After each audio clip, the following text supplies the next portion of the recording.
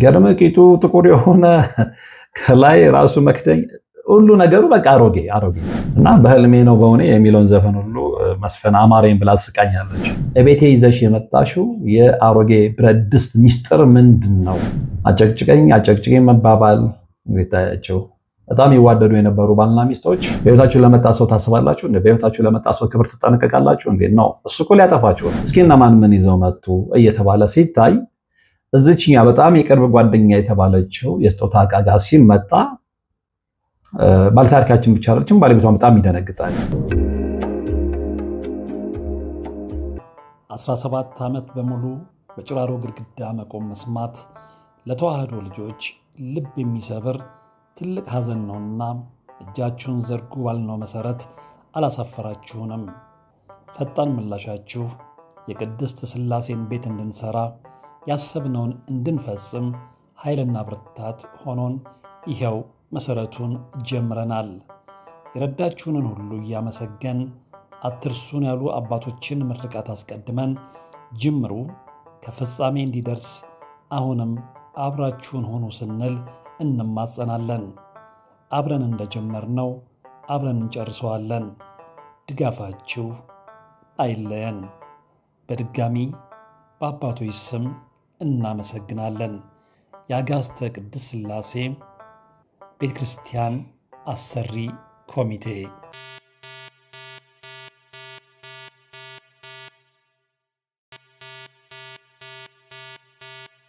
ሰላም ጤና ይስጥልን። በሀገር ውስጥና በመላው ዓለም የምትገኙ ወደ ቻናል ላይ ተከታታዮች ዛሬም በእግዚአብሔር መልካም ፍቃድ ተገናኝተናል። የምንገኘው በዋናው ቻናላችን ላይ ነው። ለዛሬም እንግዲህ ከእናንተ የደረሰኝን ታሪክ ነው መልሼ ወደ እናንተ የማቀርበው። የዛሬዋ ባለታሪካችን ታሪኳን የደረሰችኝ ከወዲሁ ከመዲናችን ከአዲስ አበባ ነው። በጣም የሚገርም ነው። እንግዲህ በየጊዜው በየቤቱ የሚሰማው ታሪክ የሚሰማው ጉድ ማለቂያ የለውም እና በምን አይነት የእርኩሰት ባህር ውስጥ እንዳለን አመላካች ነው። ዞሮ ሁሌ ይህንን የምንናገረው ስለሆነ ቀጥታ ወደ ታሪኩ ማለፉ ሳይሻለኝ አይቀርም። እንግዲህ የዛሬ ባለታሪካችን ለልጄ ክርስትና አሮጌ ድስት ስጦታ ይዛ ከመጣች በኋላ ህይወታችን ተበላሸ፣ ተመሰቃቀለ፣ ግራ ተጋብተናል ስትል ነው የነገረችኝ። ማን ነው አሮጌ ድስት ይዞ ሄደው፣ መቼ እና የመሳሰሉትን ነገሮች በስፋትና በዝርዝር እንዳስሳችኋለን ማለት ነው። እንግዲህ በመግቢያ ላይ እንደነገርኳቸው ይህች ባለታሪካችን የምትኖረው እዚሁ መዲናችን አዲስ አበባ ውስጥ ነው። በአንድ የመንግስት ቢሮ ውስጥ በከፍተኛ የኃላፊነት ደረጃ ላይ ያለች ነች። እንደ ማንኛውም ሰው ማህበራዊ ህይወትን የምትወድ ከጀርባ ይዛ የመጣችውም ይሄ ባክግራውንድ የምንለው ማለት ነው ይዛ የመጣችውም የህይወት ዘይቤ የህይወት ተሞክሮ በጣም ጥሩ የሆነ ሰዎችን የምትወድ ሰዎች የሚወዳት ብሎ መናገር ይከብዳል። በአሁኑ ሰዓት ላይ ስለ ራሳችን ሰዎችን እንወዳለን ብለን ለመናገር እርግጠኞች ሆነናል እንጂ ሰዎች ይወዱናል ብሎ መናገር የማይቻልበት ደረጃ ላይ ደርሰናል። ምክንያቱም በጣም ብዙ አጠራጣሪ ነገሮች ስላሉ ማለት ነው። ስለዚህ ይህች እህት እንግዲህ እንደነገረችኝ ከቤተሰብ ጀምሮ ይዘነው የመጣ ነው። እኔ ብቻ አይደለሁም፣ ለቤተሰቦቻችን 5 ነን አለች። በጣም የሚገርመው ግን 5ቱም ሴቶች ናቸው። ሰፈሬ አካባቢ አስታውሳለሁ፣ አሁንም ድረስ ማለት ነው። አንድ ቤተሰብ ውስጥ 11 ልጆች ተወልደዋል፣ 11ዱም ግን ወንዶች ናቸው። ያጋጥማል እና 11 ወንድ አንድ ቤት ውስጥ አስባችሁታል? ይሄ የህይወት አጋጣሚ ነው እና እነዚህም ወይም ደግሞ ባለታሪካችንም ቤት ውስጥ 5 ልጆች ናቸው ያሉት፣ 5ቱም ሴቶች ናቸው እና እሷ ሁለተኛ ልጅ እንደሆነች ነው የነገረችኝ። እንግዲህ ያው እድሜዋ ለአቅመ ሔዋን ሲደርስ የህይወት ጥሪ ነውና የህይወት ግዴታ ነውና አንዳንዶች እንደ ግዴታ ላይ ይመለከቱት ይችላሉ። ግን ማንም ሰው ያው ከሞትና ከጋብቻ አይቀርም ሲባል ሰምታችሁ አታውቁም? ሰው ትዳር ትይዛለች። ባለቤቷ በጣም ጥሩ ሰው እንደሆነ የነገረችኝ እና ህይወትን በራሷ መንገድ መቀጠል ጀመረች። ይሄ ማለት በራሷ መንገድ መቀጠል ጀመረች ማለት ምንድነው? ከቤተሰቦቿ ወጣ፣ በቃ የራሷን ጎጆ ቀለሰች ማለት ነው እና እሷም 2 ልጆች ወለደች። ደስ የሚል ህይወት እያጣጣመች መኖር ጀመረች። እንግዲህ በቂ ደሞዝ አላት። ባለቤቷም በግል ስራ የሚተዳደር ነው። እሷ እንደነገርኳችሁ በአንድ የመንግስት መስሪያ ቤት ውስጥ በኃላፊነት ደረጃ ላይ የምትሰራ ሴት ነች። ባለቤቷም ደግሞ በራሱ የግል ስራ የሚተዳደር ነው እና የሁለቱ የጋራ ገቢ ቤተሰቦቻቸውን ወይም ደግሞ ቤተሰባቸውን ቀጥ አድርገው ለመያዝ የሚያንስ አይደለም እና በህይወቷ በጣም ደስተኛ ነች። በዚህ መሀል ነው እንግዲህ አጋጣሚ የተከሰተው። ይኸው ምንድነው? ሁለተኛ ልጇን ስትወልድ ክርስትና ትደግሳለች። ክርስትና ትደግስና የቅርብ ሰዎቿን፣ ጓደኞቿን፣ ባልደረቦቿን ቤቷ ትጠራለች። ይሄ የተለመደ ነው እንግዲህ ልጆቻችን ክርስትና ሲነሱ ለልደት እና ለመሳሰሉት ነገሮች የቅርብ ሰዎቻችን ወደ ቤታችን መጥራት የተለመደ ነው እና እሷም ለክርስትና ሁለተኛ ልጇ ክርስትና ላይ እንዳልኳችሁ የቅርብ ሰዎቿን ትጠራለች እና መስሪያ ቤት አብራት የምትሰራ አንድ ጓደኛ አለቻት። እሷ እስከ ቅርብ ጊዜ ድረስ ትረዳ የነበረው ምንድን ነው? ያቺ ጓደኛዋ ለእሷ ጥሩ የምታስብ የምትወዳት ሚስጥሯን የማትደብቃት እንደዛ አድርጋ ነበር የሳለቻት። በኋላ ግን ነገሮች እንደተቀየሩ ነው እንደተገነዘበች የነገረችኝ እና ያቺ ጓደኛዋ እንደውም ከሌሎቹ ጓደኞቿ ይልቅ በጣም የቅርቧ፣ ሌላው ቀርቶ የቤቷን ሚስጥርና ገበና ሁሉ የማትደብቃት። በነገራችን ላይ ባካችሁ ሰዎች የፈለገ ሰውን ብትወዱት ሊሚቴሽን ይኖራችሁ፣ ገደብ ይኖራችሁ። ምንም ነገር ወይም ሁሉም ነገር በጣም ቀረብን ተብሎ ለቀረበ ሰው አይዘረገፍም። ብዙዎች የምትሸወዱት በዛ ነውና እናንተ ጋር ብቻ የሚቀር ሚስጥር አለ። እናንተ ጋር ብቻ የሚቀር የቤት ገበና አለና ብዙዎች ገና ለገና ታማኝ ጓደኛ አገኘው፣ ታማኝ ሰው አገኘው ብለው የውስጣቸውን ዝርግፍ አድርገው ካወጡ ከተናገሩ በኋላ ችግሮች ሲፈጠሩ እየየ ማለት ይቀናቸዋል። እና እየየ ላለ ማለት የምትፈልጉ ሰዎች እናንተ ጋር ብቻ የምታስቀሩት የግል ሚስጥር የሚባል ነገር አለና እዛ ላይ ተጠንቀቁ። ሰው እቺ ልጅ ግን ጓደኛዋ በዛ ደረጃ ምንም ነገር የማትደብቃት ጓደኛዋ ነች እና ያቺ ለካ ውስጥ ለውስጥ ብዙ ነገሮችን ራሷ ጋር ፋይል እየያዘች እንግዲህ የሚያዝ ፋይል ካለ አንዳንድ ሰዎች እኔ ይገርሙኛል እና በጣም ተጠራጣሪዎች ከመሆናቸው የተነሳ እናንተ ውስጣችሁ ምንም ላይኖር ይችላል። አጠገባቸው ስትሆኑ ሪካርድ ያደርጓችኋል። ስለ ቤተሰብ ጭውውት ውስጥ ሪካርድ ያደርጓችኋል። የግል ነገራችሁን የስራ ጉዳያችሁን ስታወሩ ሪካርድ ያደርጓችኋል። ኢቨን ምሳ እየበላችሁ ሪካርድ ያደርጓችኋል። አሁን ነው ምን አይነት ተፈጥሮ ምን አይነት በሽታ እንደሆነ አይገባኝም። እኔ የስለላ ድርጅቶች እንኳን በዚህ ደረጃ ሰዎችን ሪካርድ የሚያደርጉ አይመስለኝም። አንዳንዱ ሰው ግን በተፈጥሮ ዝም ብሎ በቃ ስልክም ሲያናግራችሁ ሪካርድ ያደርጋችኋል።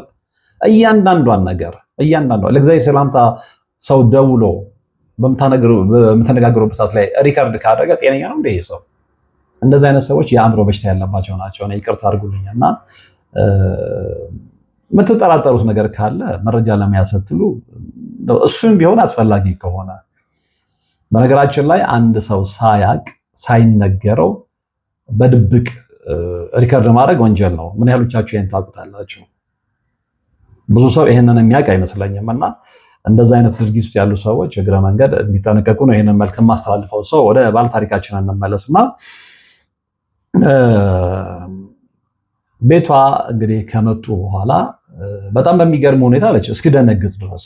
መጀመሪያ እንግዲህ ሁሉም ያው ስጦታ ብሎ ይዞ የመጣውን ነገር እየተቀለለ ስለሚሰጥ ብዙም ሰው ስለነበረ ቁጭ ብላችሁ ተረጋግታችሁ ነው አይደል ስጦታ ገለ ያመጣው እያላችሁ የከፈታችሁ የምትመለከቱት። በዛ ሰዓት ላይ ግን ተሰጣችሁ አትመለከቱም እና ጊዜም ስላልነበረ በቃ እየተቀበለች ነው ያስቀመጠችውና ይህችም ልጅ ስጦታ ሰጣታለች ጓደኛዋ። ግን ያው የያዘችበት ስጦታውን የያዘችበት ዕቃ ምልክት አድርጋበት ስለሆነ ያው ስጦታው ሲሰጣችሁ ታውቃላችሁ አይደል?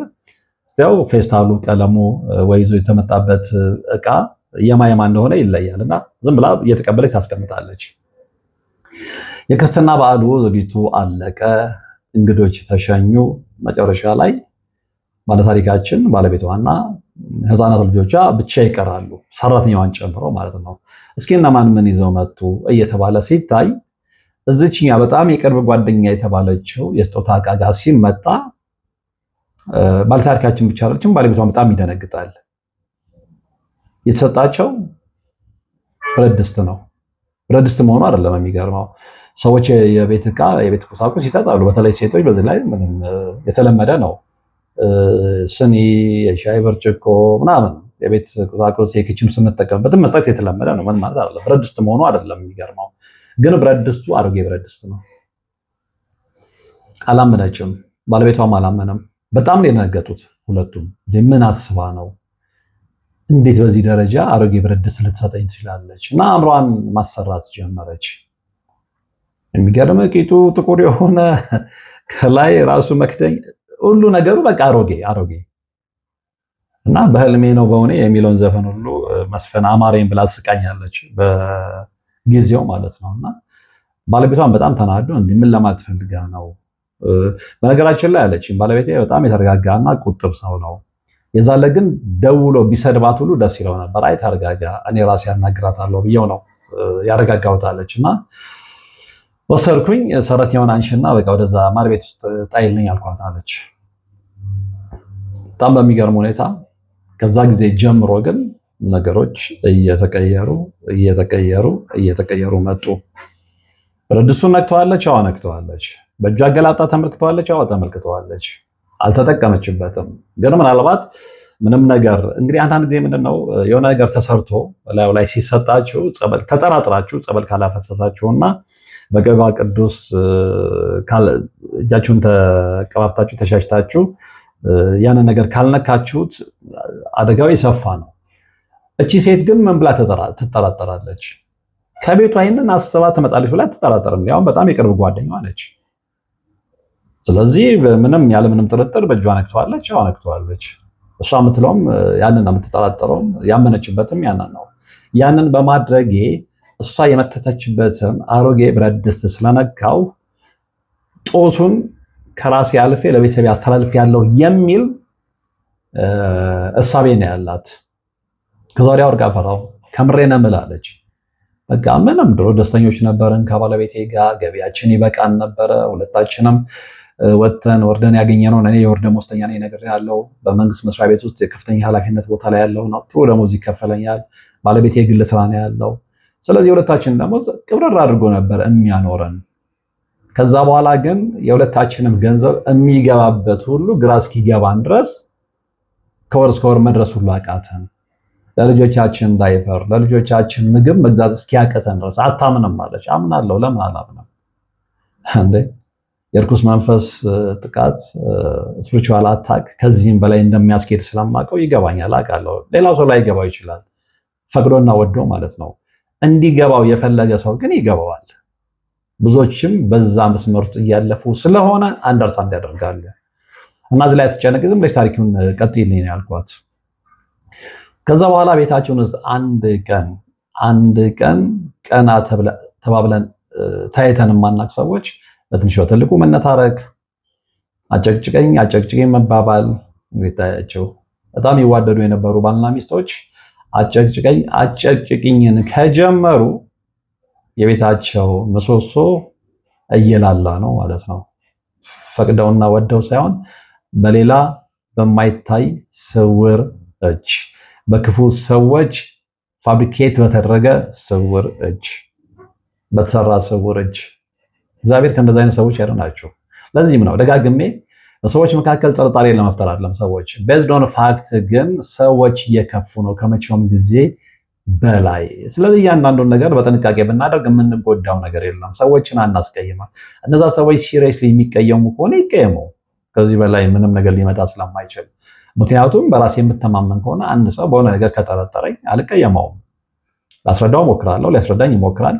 ከዛ በኋላ የሀሳብ የበላይነቱ ነው የሚያሸንፈው እንጂ አንድ ሰው ጠረጠረኝ ብዬ ከረዩ የምል ከሆነ ችግር አለብኝ ማለት ነው።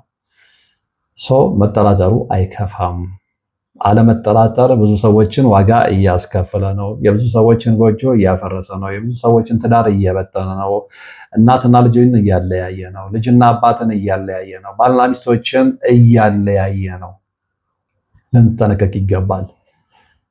ከዛ በኋላ ብዙ ነገሮች መበለሻሸት ጀመሩ። ደሞዝ አልበቃ አለ። ቤት ውስጥ የምንመለከተው ነገር ልጆቻችን መታመም ጀመሩ። እኛ እርስ በርስ መባላት ጀመርን። ሰራተኛችን እስክትታዘበን ድረስ ከተጋባን ጊዜ ጀምሮ ያለች ሰራተኛ ነች ያለች። በቃ እንደ ልጅ የምንመለከታት እና እሷ ራሷ እንደውም አንዳንድ ጊዜ እሱን ስለምትፈራ አለች ባለቤቷን ብቻዬን እንዴ እትዬ ምን ሆናችሁ ነው? በእናንተ መካከል እኮ ይሄ ነገር አያምርም። በፍጹም ድምጻችሁ የማይሰማ ፍቅራችሁ ለሌሎች ተምሳሌት የሚሆኑ ሰዎች ምን ነክቷችሁ ነው? እኔ እንጃ ምን እንደነካነ እኔም አላቅም ብዬ ነው መመልሳለች። ነገር ግን ከዛ አሮጌ ብረት ድስት ጀርባ ያለው ሚስጥር የተገለጸው መቼ ነው? እቺ ልጅ አንዳንድ ጊዜ ከጀርባ ይዘን የመጣ ነው መንፈሳዊ ህይወት ካለን ለእንደዚህ አይነት የችግር ጊዜ በደንብ ነው የሚጠቅመን እና አችሊ መንፈሳዊ ህይወቷ ጥሩ ስለሆነ እና ይሄ ነገር ልክ ሲሆን ከዛ አሮጌ ብረት ድስት ስለተገጣጠመባት መጠራጠር ትጀምራለች። ወደ ጸበል መሄድ ትፈልጋለች። የዓመት ፍቃድ ጠየቀች። የዓመት ፍቃድ ስትጠይቅ አለቃ በጣም ታታሪ ሰራተኛ ስለሆነች ብዙ ጊዜ ፍቃድ ስለማታበዛ ልጅ ስትወልድ ብቻ ነው ፍቃድ የምትወስደው። ከዛ ውጭ ግን የዓመት ፍቃዷን አጠራቅማ በፈለገችበት ሰዓት ላይ መጠቀም እንደምትችል ስለምታውቅ ስራዋ ላይ ታታሪ ስለሆነች ላለቃዋ ስትነግረው አላቅማማም ያለውን ነገር ነው ማስረዳቸው። እንዲህ ነው አሁን እኔ የምነግራችሁ ማለት ነው። እና እሱም በጣም ተገረመ። ያቺኛውም ልጅ ያውቃታል አንድ መስሪያ ቤት ስለሆኑ ግን እርግጠኛ ነሽ ይላታል። ምናልባት ተገጣጥሞሽ በፍጹም ያ አሮጌ ብረት ድስት ቤቴ ከገባበት ጊዜ ጀምሮ ነው እንደዚህ የሆንኩት። ከዛ በፊት ምንም ያጋጠመኝ ነገር የለም። ኦኬ በቃ አእምሮሽ እንዲያርፍ ችግር የለም የዓመት ፍቃድሽን ሙይና ሂጂ ፈቅጄልሻለሁ ይላታል። የዓመት ፍቃዷን ሞልታ ቀጥታ ጸበል ነው የገባችው። ቀጥታ ጻድቃኔ ማርያም ተአምር አሳየኝ ብላ በእርግጥም ውላ ሳታድር ተአምር አሳየቻት። መንፈሱ ተናገረ፣ መንፈሱ ጮኸ። በቃ አሁን የነገርኳቸውን ነው ዘርዝሮ የተናገረው። በጣም እንደምትቀናባት በሁሉም ነገር እንዲያልፍላት እንደማትፈልግ ኢቨን ሌላው ቀርቶ ትዳር ልትመሰርት ስትነግራት ሁሉ በውስጧ ተቃጥላ እንደነበረ ትዳር መስረት የለባትም የሚል አቋም። እንደዚህ አይነት ቅናት አለ እንዴ? የራስን ጎጆ እያሞቁ ሌላው ጎጆ መመስረት የለበትም የሚሉት ግሪዲነት ምን የሚባል ትርጉም ይሰጠዋል? ስለዚህ መንፈሱ ሲናገር ምንድነው? በቃ ትዳር አይፈለግም ነበረ፣ ልጅ እንድትወልድ አይፈለግም ነበረ፣ ጎጆዋን እንዲሞቅ እንዲደምቅ አይፈለግም ነበረ። ኢቨን ሞር በጣም ትቀናባት የነበረው በፀጉሯ ነው። የባለታሪካችን ፀጉር በጣም ቆንጆ ይመስለኛል እንደነገረችኝ፣ አላየኋትም፣ በስልክ ያወራ ነው እና ፀጉሬ በጣም ብዙ ሰው የሚወደው የሚያደንቅልኝ ነው እና መንፈስ ግን የተናገረው በፀጉሬ ሁሉ ትቀናብኝ እንደነበረ ነው። በፈገግታዬ ትቀናብኝ እንደነበረ፣ ከሰዎች ጋር ባለኝ ኮሚኒኬሽን ትቀናብኝ ነበረ። ስለዚህ የቅናት ሁሉ ድምር ውጤት ምንን አመጣ? አጋጣሚን ተጠቅሞ በአሮጌ ብረት ድስት ላይ መተት አሰርቶ ክርስትናን ምክንያት አድርገው በስጦታ እቃ ጠቅልሎ ሄዶ የሰውን ጎጆ ለማበላሸት መሞከር። ሰዎች ታዲያ እንዴት ነው የስጦታ እቃ ከሰዎች ልንቀበል የምንችለው? እንዴት ነው ማንን እንዴት የምናምነው? ከዛ በኋላ እቺ ልጅ እንግዲህ እንደነገርኳችሁ መሰረቷ ጥሩ ስለነበረ መንፈሳዊ ትምህርቶችን ትከታተል ስለነበረ ልክ የሆነ ነገር ሲሆን ቤቴ ውስጥ የሆነ ነገር ችግር ገብቷል፣ ስለዚህ ወደ ጸበል መሄድ አለብኝ። ጸበል ሄደች። ነገርኳችሁ ጻድቃኔ ማርያም ታምር አሳየቻት። መበርታት ጀመረች። ለባለቤቷ ነገረችው እስኪገረም ድረስ። ሚስቱ ላይ ያለው እምነት ጠንካራ ስለሆነ ያለውን ነገር አስረዳቸው ነው። ከዚህ መገላገል የምንችለው ከዚህ ህይወት መውጣት የምንችለው ከመተቱ ማለት ነው። ይሄ ከተበላሸው ህይወት እነሱን ከሚያጨቃጭቃቸው ልጆቻቸውን ከሚያሳምመው መንፈስ ቤታቸውን ከበጠበጠው መንፈስ መውጣት የሚቻለው በጸሎት፣ በስግደት፣ በጾም፣ በቅዱስ ቁርባን በመቁጠሪያ በመቀጥቀጥ እንደሆነ ነገረችው። ያቅ ነበር እሱ ያው ሰውን ያህል ጠንካራ ይሆን እንጂ የጸሎት ቤት አዘጋጅተው በፊትም ነበራቸው። የበለጠ የጸሎት ቤታቸውን አስተካክለው በጋራ መጸለይ ጀመሩ። በጋራ መስገድ ጀመሩ። ቅዱስ ቁርባን መቀበል ጀመሩ። ለውጡን እያዩት መጡ። ለዚህም ነው መምህራኖችም ሲያስተምሩ ደጋግመን እኛ መርሐ ግብር ስንሰራ እንላለን እና ሌላ አቋራጭ መንገድ የለም ከመስገድ፣ በመቁጠሪያ ከመቀጥቀጥ፣ ከቅዱስ ቁርባን፣ ከጾም፣ ከጸሎት ውጭ አማራጭ የለም። ተግቶ ከእግዚአብሔር ጋር ከመገናኘት ውጭ አማራጭ የለም። ያንን መንገድ ነው የተከተሉት። ያን መንገድ ሲከተሉ እንደምነግራችሁ ቀላል ባይሆንም ከብዙ ጊዜ በኋላ ግን መስመሩ የተስተካከለ መጣ። እሷም ላይ ተደርጎ የነበረው መተት ከሸፈ። መንፈሱ ተሸኘ። ዳግም አልመለስም ብሎ ዳግም እንዳይመለስ የምናደርገው ነው በራሳችን ጥንካሬ ነው። ይሄ ሁሉ ከሆነ በኋላ ነገረቻት ቁጭ አድርጋ። ያው እንደዚህ አይነት ድፍረት ሊኖራችሁ ይገባል። ማስረጃውን ስታገኙ መንፈሱ ጸበል ቦታ ላይ ከተናገረ ወይም ደግሞ የፈውስ አገልግሎት ላይ አባቶች ፈውስ በሚሰጡበት ሰዓት ላይ አክቹአሊ እዛ አካባቢ ላይ ስም አይጠቀስም፣ ግን አሳማኝ የሆነ መረጃ ካገኛችሁ ያን ሰው ቁጭ አድርጋችሁ የመጠየቅ ድፍረቱ ይኖራችሁ። በህይወታችሁ ነው የመጣው። በህይወታችሁ ለመጣ ሰው ታስባላችሁ እንዴ? በህይወታችሁ ለመጣ ሰው ክብር ትጠነቀቃላችሁ እንዴ? ነው እሱ እኮ ሊያጠፋችሁ ነው፣ ጎጃችሁን ሊያፈርስ ስንትና ስንት ዓመት የፈጃችሁበትን ምናልባት ጎጃችሁን ከመሰረታችሁ 5 ዓመት 6 ዓመት አንዳንዶቻችሁ 10 ዓመት ሊሆን ይችላል። ከዛም በላይ የሚዘልቅ ይኖራል። ስለዚህ 10 ዓመት የለፋውበት ጎጆ ሲፈርስ ያፈረሰብኝ ሰው ያልተሳቀቀ ለሱ ለምን እንደምሰቀቀው? እሱ ለክብሩ ያልተጠነቀቀ እንዴት ነው እኔ ለሱ ለክብሩ ልጠነቀቅ የምችለው? የሚያከብራችሁን ሰው ነው የምታከብሩት። ሊያዋረዳችሁና ሊያሳንሳችሁ የሚፈልገውን ሰው ደግሞ ከዛ በላይ ማሳነስ እንደሚቻል በተግባር ማሳየት ትችላላችሁ። ሰው ሲወዳችሁ ነው መውደድ ያለባችሁ። ሰው እንዲያሽከር ሲመለከታችሁ አሳዝኖ ሲያችሁ እሱን የእናንተ የበላይ ሊያደርግ ሲል የእናንተንም አቋም አሳዩት በተግባር። አትልመጥመጡ። መልመጥመጥ የትም አይደርስም፣ እንደውም የበለጠ ያስነቃችኋል። አቋማችሁን ለዛ ሰው አሳውቁት። ከዛ ወዲያ ተከባብራችሁ ልትኖሩ ትችላላችሁ። ሰው ይችም ልጅ ያንን ያደረገችው አስቀመጠቻት፣ ነገረቻት። ምን ለማለት ፈልገች ነው አለቻት። እንዴት አለቻት። እቤቴ ይዘሽ የመጣሽው የአሮጌ ብረት ድስት ሚስጥር ምንድን ነው ስትል ነው የጠየቀቻት። አሮጌ አይደለም ይኸውላችሁ፣ የሌባ አይነ ደረቅ መልሶ ልብ ያደርቅ ማለት እንደዚህ አይነት ሰው ነው። አሁን እሷ እንግዲህ ምንድነው ከእቃዎች ጋር ተድበስብሶ ይገባል፣ ማን እንደሰጣት ላይታወቅ ይችላል አይነት አሰምሽን ነበር የነበራት። ነው ይዘሽ የመጣሽው አሮጌ ብረት ድስት ነው። አሮጌ ብረት ድስት አንደኛ እላዩ ላይ አስመትተሽበታል። ጻድቃኔ ማርያም ሄዶ የአንቺ ስም ነው መንፈሱ የጠራው። ቀና ብላ አላየችኝም አለች። ወጥሬ ሲይዛት አመነች። ወጥሬ ሲይዛት በቃ ይቅርታ፣ እግሬ ላይ ወድቃ ይቅርታ አድርጊልኝ፣ አጥፍቻለሁ፣ ተሳስቻለሁ። እሺ ይሄንን ሁሉ ማድረግ ለምን አስፈለገ? እቀናብሽ ነበረ። የሚገርማችሁ እነዚህ ልጆች አንድ መስሪያ ቤት ብቻ አይደለም። እቺ ልጅ እንደው ወደ ኋላ ሁሉ እንድትመለስ እቺ ልጅ ምክንያት ሆነቻት። መስሪያ ቤት ውስጥ አይደለም ይሄ ነገር፣ ይሄ ቅናት የተጀመረው። እነዚህ ልጆች ለካ ሃይስኩልም አብረው ነው የተማሩት።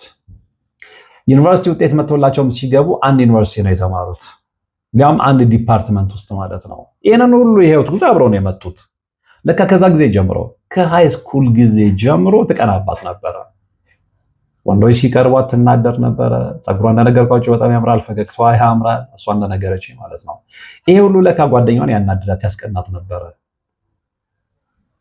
እቺ ተንኮለኛዋ ልጅ የምትወዳቸውና የምታፈቅራቸው ልጆች እቺኛዋ ልጅ ባትፈልግም ባለታሪካችን እሷ ላይ ትኩረት ያደርጉ ስለነበረ እሷን ይከታተሉ ስለነበረ እምቢ ብትላቸውም ይሄ ሁኔታ ደግሞ እቺን ልጅ ያበሳጫት ነበረ እና የቅናት ቂሙ የተቋጠረው ከዛ ጊዜ ጀምሮ ነው፣ ከሃይስኩል ጀምሮ። እቺ ልጅ ምንም የጠረጠረችው ምንም የምታውቀው ነገር የለም። ከዛ ተከትሎ አድጎ የት ገባ? አብሮ ዩኒቨርሲቲ ገባ። አብሮ አስመረቃቸው። የስራ ህይወትም ላይ ሲገቡ እንደ መስሪያ ቤት ደረሳቸው። ቅናቱ ከዛ ጊዜ ጀምሮ። ስለዚህ አጋጣሚ ነበር የምትጠብቀው ማለት ነው። ከዛ ምን አልሻል አልኳት፣ ይቅር ባይ እግዚአብሔር ነው። እኔ በራሴ በኩል ይቅርታ አድርጌልሻለሁ፣ ግን ዋናው እግዚአብሔር ስለሆነ እግዚአብሔር ለምኜ ከዚህ በኋላ የኔና የአንቺ ጓደኝነት እዚህ ጋር ያከትማል፣ እዚህ ጋር ያበቃል ብላ ነው ያሰናበተቻት። እና ብዙ አመላሽ ተላከ። ይቅርታ ታድርግልኝ። ይቅርታ አድርጌላታለሁ፣ ከልቤ ይቅርታ አድርጌላታለሁ። ግን በምንም አይነት ታምር ከዚህ በኋላ እኔና እሷ እንደ ቀድሞ ጓደኛሞች የቅርብ አይደለም ጭራሽ ጓደኛሞች ሊሆን አንችልም። በቃ ለእግዚአብሔር ሰላምታ ስገባ ስወጣ ሳገኛት የእግዚአብሔር ሰላምታ እንለዋወጣለን። ከዛ ውጭ ግን በቃ በምንም አንተዋወቅም በሚል ነው የዘጋቻት። እና እንደ አይነት ሰዎች ያጋጥሙናል። ስለዚህ ምን እናድርግ የሚለው ጋር ጥንቃቄ እናድርግ። ውስጣችን ያለ ነገር ቅድም ነግሬያችኋለሁ። በየዋህነት ዝርግፍ አድርጋችሁ አትናገሩ። ለብቻችሁ እናንተ ጋር ብቻ የሚቀር ሚስጥር የሚባል ነገር አለ። ከዛ አልፋችሁ ግን በየዋህነት ደግሞ ዝርግፍ አድርጋችሁ ተናገራችሁ ለእንደዚህ አይነት አደጋ የምትጋለጡ ከሆነ ሰዎች በነገራችን ላይ ውስጣችሁን ሲያውቁ ነው የሚጎዳችሁ። ውስጣችሁን ካላወቁማ ቤት በኩል መተው ይጎዳችኋል። ስለዚህ ውስጣችሁን አሳውቃችሁ የምትጎዱ ከሆነ ግን እንደዚች እህት ሲሪየስሊ አንደኛ የማይዳግም እርምጃ መውሰድ አለባቸው። ምክንያቱም እንደዚህ አይነት ሰዎችን ከህይወታችን ቆርጠን የማስወጣት ድፍረቱ ሊኖር ይገባል። ኖረውም አይጠቅሙንም፣ ሄደውም አይጠቅሙንም። እንደውም ሲኖሩ ይጎዱናል። ስለዚህ ያንን እርምጃ ልትወስዱ ይገባል። ከዛ ውጭ ግን እንደዚህ አይነት ምልክቶችን ስታዩ አሁን የእሷ በጣም ደስ ያለ ምንድን ነው ልክ ይህንን ምልክት ስታይ ስለገባት ቀጥታ ወደ ጸበል ነው ሳታመነታ ሄደችው። አታመንቱ። ቤታችሁ ላይ ለውጥ ስትመለከቱ እየሰራችሁ አመዳፋይ ስትሆኑ ቤታችሁ ውስጥ ጭቅጭቅ ሲመጣ ያልነበረ ጭቅጭቅ ባልና ሚስት መሀል ንፋስ ሲገባ ልጆች መታመም ሲጀምሩ እንደ አይነት ኔጌቲቭ የሆኑ ምልክቶችን እያያችሁ ስትመጡ ተጠራጠሩ። መጠራጠር ብቻ አይደለም፣ ቀጥታ ወደ ጸበል ሂዱ። ግድ የላቸውም በእኔ የሆንባቸው ብዙ ሰዎች በጸበል ተአምር እንዳዩ ስለማቅ ነው። እግዚአብሔር ከእናንተ ጋር ይሁን። መርሃ ግብሩ የተከታተላችሁት ነበር። በቀጣይ ከእናንተው በሚደርሰኝ ሌላ አስተማሪ ታሪክ እንገናኛለን። እስከዛው በያላችሁበት ሰላም ሆኖ 17 ዓመት በሙሉ በጭራሮ ግድግዳ መቆም መስማት ለተዋህዶ ልጆች ልብ የሚሰብር ትልቅ ሐዘን ነውና እጃችሁን ዘርጉ ባልነው መሰረት አላሳፈራችሁንም። ፈጣን ምላሻችሁ የቅድስት ሥላሴን ቤት እንድንሰራ ያሰብነውን እንድንፈጽም ኃይልና ብርታት ሆኖን ይኸው መሰረቱን ጀምረናል። የረዳችሁንን ሁሉ እያመሰገን አትርሱን ያሉ አባቶችን ምርቃት አስቀድመን ጅምሩ ከፍጻሜ እንዲደርስ አሁንም አብራችሁን ሆኑ ስንል እንማጸናለን። አብረን እንደጀመርነው አብረን እንጨርሰዋለን። ድጋፋችሁ አይለየን። በድጋሚ በአባቶች ስም እናመሰግናለን። የአጋስተ ቅድስት ሥላሴ ቤተ ክርስቲያን አሰሪ ኮሚቴ